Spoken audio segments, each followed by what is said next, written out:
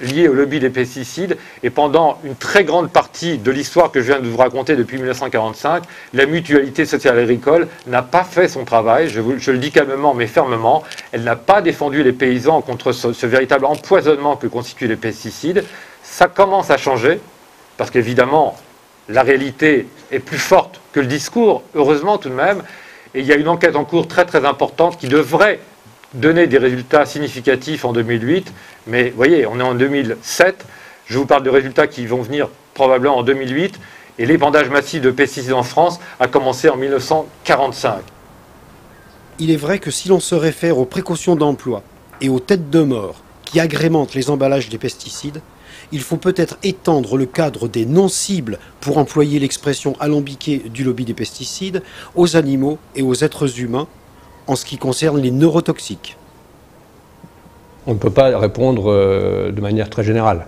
C'est-à-dire qu'en général, par contre, les insecticides ont plutôt des effets de type neurotoxique, puisque donc l'insecte est un organisme bien entendu à sang froid, vivant, qui a un système nerveux très particulier. Et classiquement, beaucoup d'insecticides donc agissaient, surtout les plus anciens, sur le système nerveux des insectes. Donc, il y a des produits phytopharmaceutiques qui ont des effets neurotoxiques et ils se trouvent plus particulièrement au niveau des insecticides. Ceci étant dit, à nouveau, lorsqu'on développe un produit, on le développe pour une cible bien précise.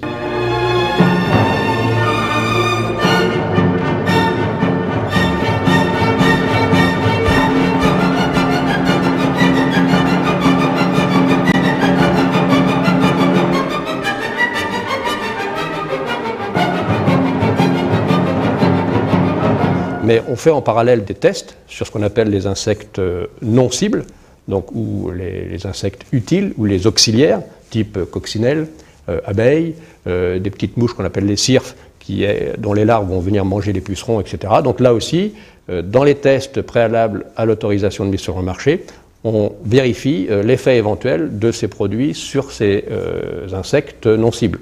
Et si par inadvertance, un produit que l'on utilise à un moment donné présente un risque donc inacceptable pour l'abeille ou pour la coccinelle ou pour le cirfe, soit il n'est pas autorisé, soit il est autorisé avec des conditions d'emploi bien précises.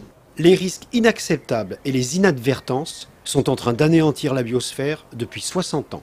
Toute molécule qui va être insecticide sera plus ou moins, mais en général sera nocive pour l'abeille.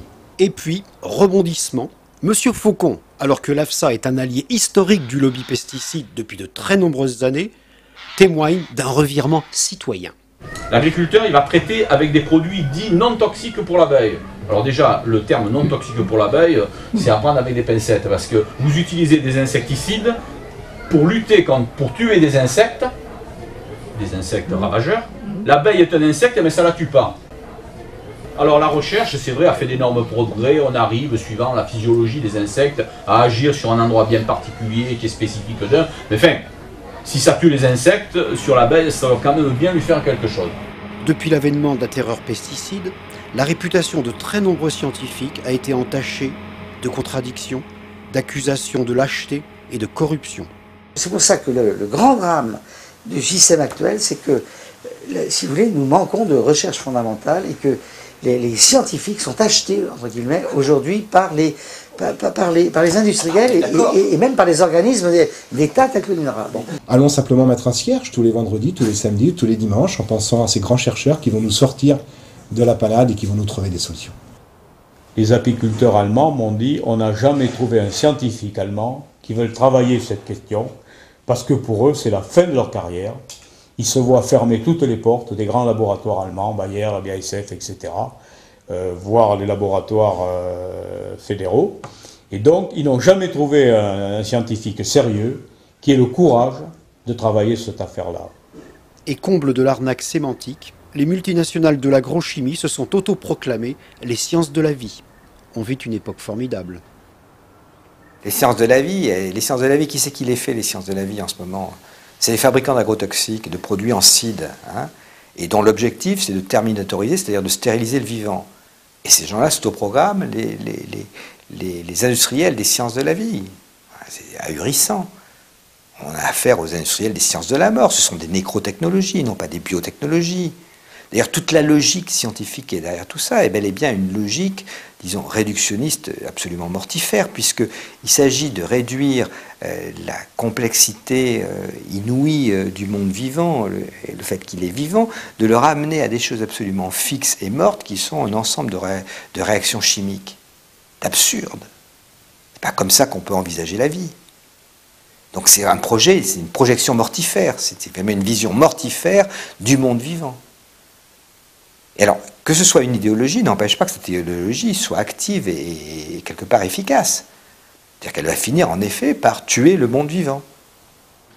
Sur l'avenir de l'abeille, à mon avis, je ne suis pas un spécialiste de l'abeille, mais c'est mal barré. C'est mal barré au regard de ce qui se passe dans le monde. Il y a la disparition de cheptels d'abeilles à des vitesses absolument impressionnantes.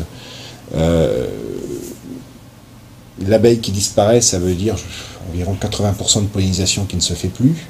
Donc c'est bien sûr catastrophique pour l'avenir de la planète. Mais je crois qu'il y a une solution. Elle va venir de la science. Parce que la science résout tous les problèmes. La science fait des imperfections, les technologies sont génératrices de problèmes environnementaux.